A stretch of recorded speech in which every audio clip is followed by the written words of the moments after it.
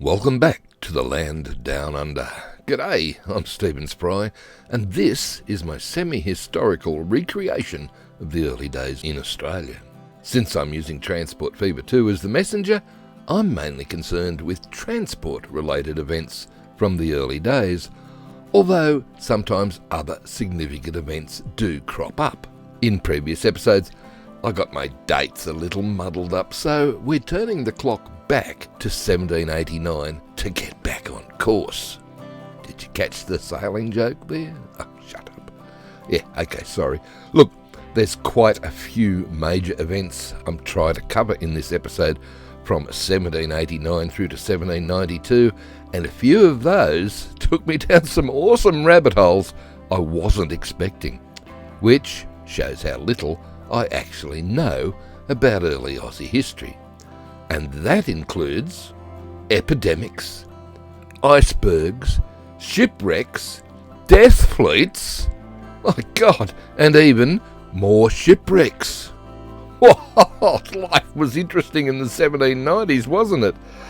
Yeah, so let's get stuck into those. So let's start back in England in March 1789. HMS Borrowdale and HMS Prince of Wales. Now you might remember them. They were two ships in the First Fleet, and both of them left Sydney Cove back in July last year. Well, in March 1789, they arrived back in Plymouth, England, with exciting news and reports from Governor Phil of the successful establishment of the colony in New South Wales. Yay! Well, that was really good news.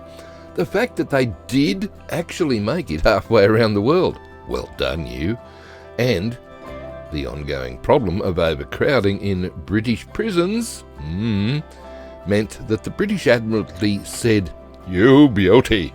Well, they probably didn't actually say that, but they did begin preparations to send even more ships and convicts to Australia. Meanwhile, back at Port Jackson, March 1789 saw the start of a devastating smallpox outbreak in the Aboriginal communities around Sydney Cove. And even now, there continues to be much discussion on how the local population actually got this disease. Now, some historians contend that it was caught from the Europeans on the First Fleet. Now, they were relatively immune to the disease, although it was well over 12 months before the disease appeared.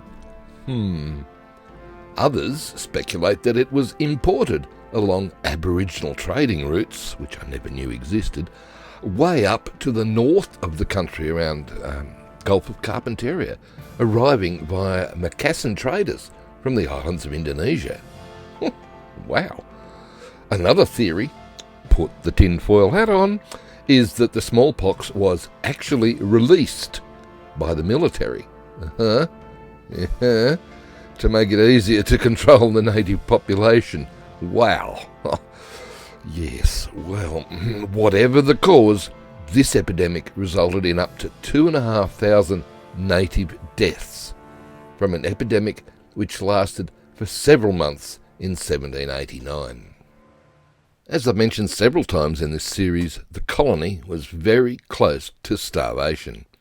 7 months earlier, in October 1788, HMS Sirius left on a serious shopping expedition all the way over to Capetown, right, around the world, to obtain food and supplies for the struggling colony in New South Wales. Thankfully, HMS Sirius has now arrived back with supplies from its quick shopping trip. It only took a little over 7 months for Sirius to make the round-the-world journey, arriving back to Sydney Cove in early May. Sirius did, however, suffer some serious damage on the last leg of the trip down south of Tassie and had to be careened on a beach near Mossman for extensive repairs. With very few tools or skilled tradesmen, repair of the Sirius took almost 5 months before she was finally towed back to Sydney Cove in November 1789. Meanwhile, back in England, the Lady Juliana left England on July 29, 1789, embarking on the journey to Port Jackson, Australia, with over 220 female convicts on board. Lady Juliana was officially part of the Second Fleet. She was the first of 5 ships that arrived in Sydney Cove around June or July 1790. Interestingly, her voyage was one of the slowest made by a convict ship, taking 309 days to reach its destination, and Lady Juliana arrived at Port Jackson early June 1790, just 3 weeks before the rest of the ships of the Second Fleet. Notably, only 5 deaths had occurred in the nearly 10 months of the voyage, but that statistic was very soon forgotten when the other ships of the Second Fleet, dubbed the Death Fleet, arrived in Sydney Cove. But more on that in a bit. In September 1789, HMS Guardian, who was also part of the Second Fleet, left England bound for New South Wales. Guardian was carrying a vital cargo of livestock, crops and other supplies that were desperately needed by the struggling colony at Port Jackson. HMS Guardian's journey, however, was slightly ill-fated, because some 700 nautical miles east of Capetown, the crew spotted an iceberg and decided to stop and, as you do, pick up some fresh water for the livestock and plants they had on board. I mean, sure, why not? Well, the fog that enveloped the ship shortly afterwards is why not, because unfortunately the Guardian was badly damaged and began taking on water rapidly after it hit the iceberg. Oops, right. 258 crew and passengers decided to abandon the ship, taking to the 4 lifeboats. But only one of those lifeboats was actually rescued. The others, well, they were never heard from again. Captain Edward Rio and his remaining crew frantically worked for days to keep the ship afloat, throwing stuff overboard, cattle included, and manning pumps, etc., before finally managing to beach it back near Capetown on February 21, 1790. Unfortunately, due to the extensive damage and a hurricane to boot just after they landed, the ship was declared a total loss. Its remaining cargo was transferred to the other Second Fleet ships a little later on. But the loss of the HMS Guardian and its precious cargo, which included livestock, seeds and equipment for the struggling colony, was a major setback for the early settlers in Australia. So far this episode, we've been watching His Majesty's Armed Tender Supply traversing the only link between Parramatta and Sydney town. However, supply was needed for other things, so Governor Phil ordered that a new ship should be built to service this route. And in September 1789, the Rosehill Packet was launched. This was the first purpose-built sailing vessel constructed in Sydney, and a version of the Rosehill Packet is actually on display in a building in Parramatta. She ran the first Parramatta River trade, ferry, passenger, cargo and mail service between Sydney Cove and the Rosehill/Parramatta First Fleet settlements.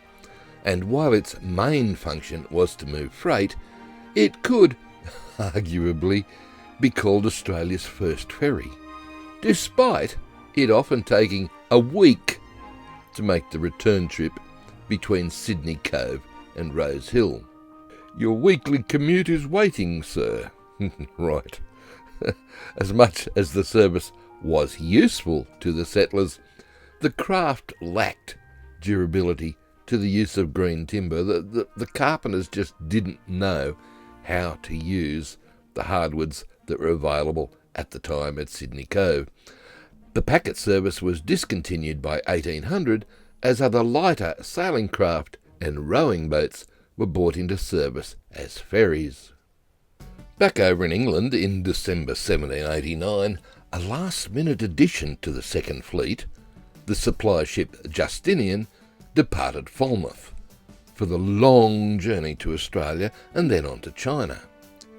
Interestingly, the Justinian arrived at Sydney Heads on June 2nd, 1790, just one day before the Lady Juliana.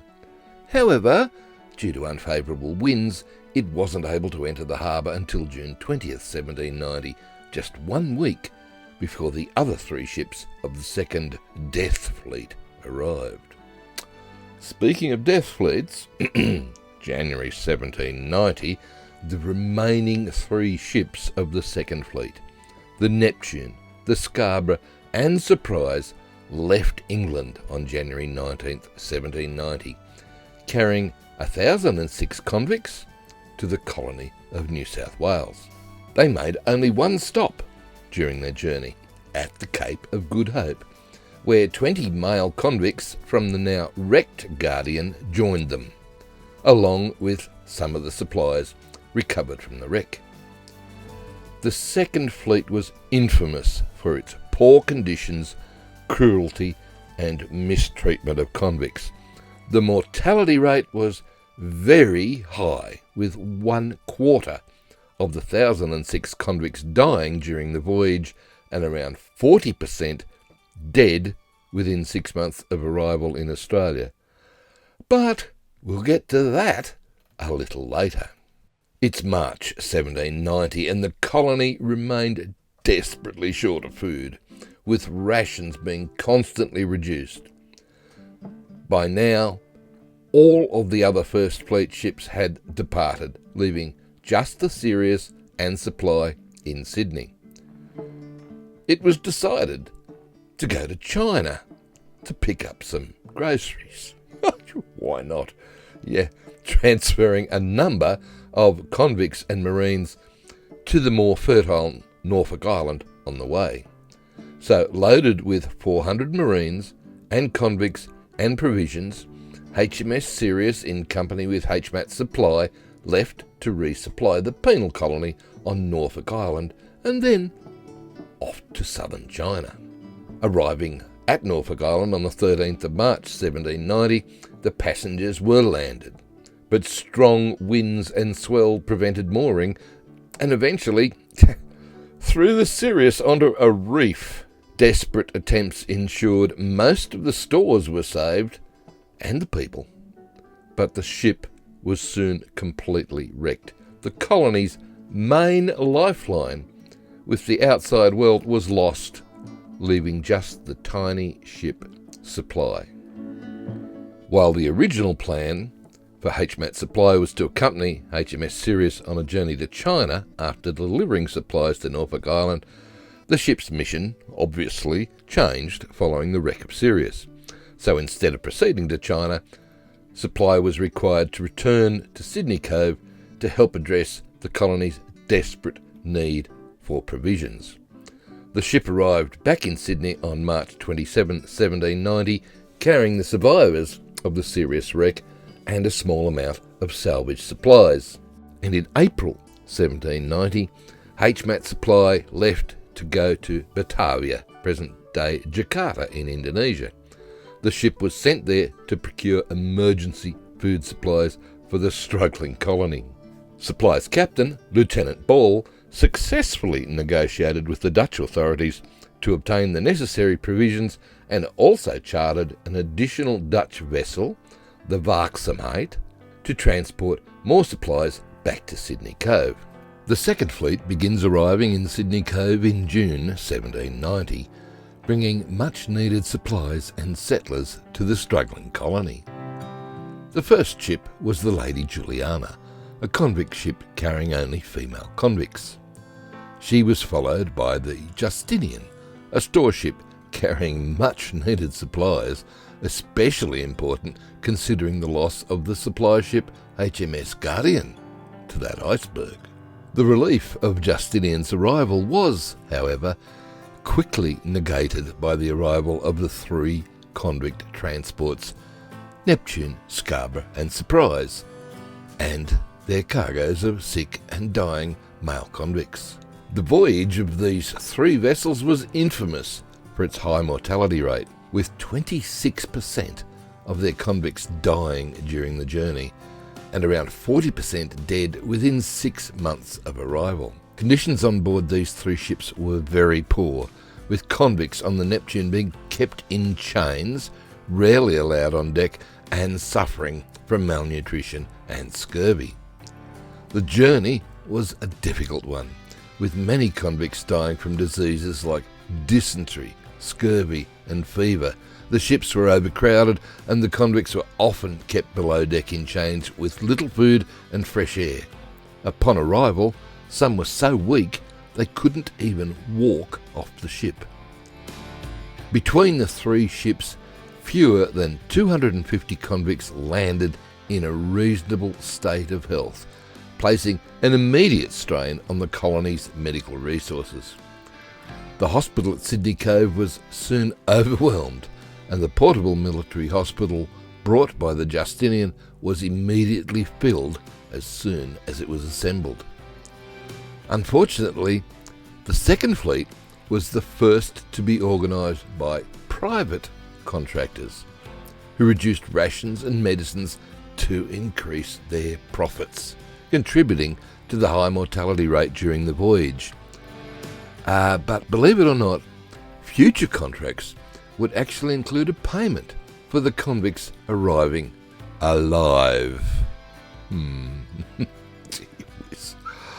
Well, the arrival of the Second Fleet ships actually brought a significant boost to the struggling colony of New South Wales. The convicts who survived the journey were quickly put to work building infrastructure and farming the land around Sydney Cove. This additional manpower was vital in helping the colony establish itself and become self-sufficient.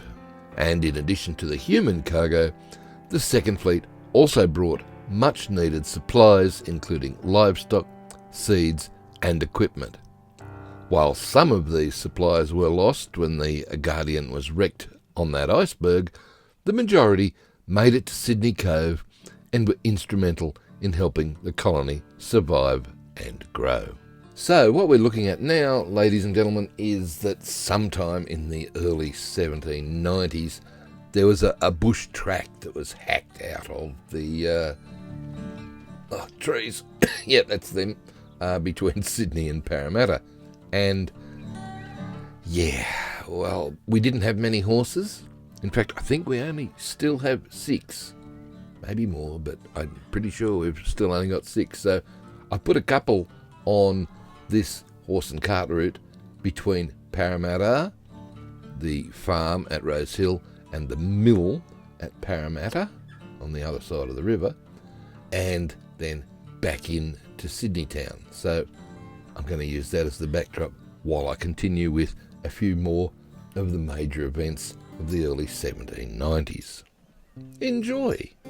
In July and August 1790, all ships of the Second Fleet departed for Canton to take on a cargo of tea for the East India Company and join a convoy of British East India Company ships for the homeward voyage, arriving back in England in early October 1791. In September 1790, supply returned to Sydney Cove on the 19th of September with some much-needed supplies from Batavia. And a few months later, in December 1790, the Dutch ship that was chartered by Supply, the Vaartsamate, arrived at Port Jackson with supplies from Batavia. This ship delivered vital supplies of rice, beef, pork and flour. And, well, she hung around until March 1791, when the ship departed, heading towards England with Captain John Hunter on board for a court-martial regarding the wreck of the Sirius. Hunter was actually fully acquitted for this court-martial, as he was found to be not at fault for the ship's wreck. Interestingly, Hunter took over as the second Governor of New South Wales from September 11, 1795, right through to September the 27th in 1800. But before we get too far ahead of ourselves, let's go back to England and the Third Fleet, which consisted of 11 ships, departed from the United Kingdom between February and April of 1791, carrying over 2,000 convicts, military personnel and notable individuals destined for high positions in the colony. Right. Also in 1791, back in Australia, HMS Spry made several voyages between Sydney and Norfolk Island. She played a crucial role in maintaining communication and transporting vital supplies to both settlements. In January 1791, Spry travelled to Norfolk Island to bring back the stranded crew of the Sirius, who'd been there for quite some time. And in March 1791, HMS Spry's final voyage took place. What happened? Well, she made another journey to Norfolk Island to retrieve more stranded crew of the Sirius. Right. Unfortunately, this voyage was particularly difficult for Spry, and the ship suffered some significant damage during the journey. As a result, upon returning to Sydney Cove, Spry was deemed unfit for further service. She was so damaged by that voyage that she was ordered back to England in November 1791 for repairs. Meanwhile, between July and October 1791, the 11 ships of the Third Fleet began arriving in Sydney Cove, beginning with the Mary Ann on July 9th, 1791, right through to October 1791. The Third Fleet represented an important part of the early history of Australia, bringing much-needed supplies, personnel and settlers to the fledgling colony. In November 1791, Spry left Sydney to head back to England and got there in April 1792. When it got back, it was decommissioned and eventually sold for scrap. Oh dear. Well, Spry reached Plymouth on April 21, 1792, bringing an end to her distinguished career in Australian waters. Her contributions to the early days of the colony, including her role in the First Fleet and subsequent supply runs, were critical, I'll say, in ensuring the survival and growth of the fledgling settlements at Sydney, Parramatta and Norfolk Island. Finally, for now, in December 1792, Governor Phillip left Sydney Cove to return to England because he needed medical treatment for kidney stones. And yeah, things were a bit up in the air for a while. The colony was left without a governor for several years until Hunter took over from September 11, 1795 through to September 1800.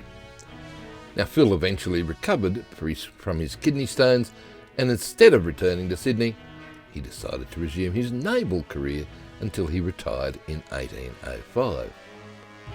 Phil passed away in 1814, leaving behind a significant legacy as the first governor of New South Wales, with many places in Australia named in his honour. I can only wonder, had Phil been able to return to Sydney, whether his dream of Parramatta being the capital of the colony would have been realised. Interesting thought.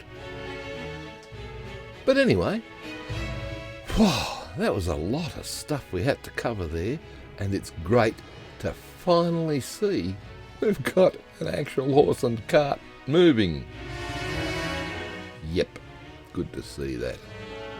Maybe we can do a little bit more transport feavering in the next episode, because I think those tents that we've got here need to be moved and replaced. Quite possibly. Alright, So until next time, it's hooroo from me, and it's goodbye from him. Hasn't spoken much this time around, which is unusual. Yeah, and until next time, we'll see you then. Bye for now.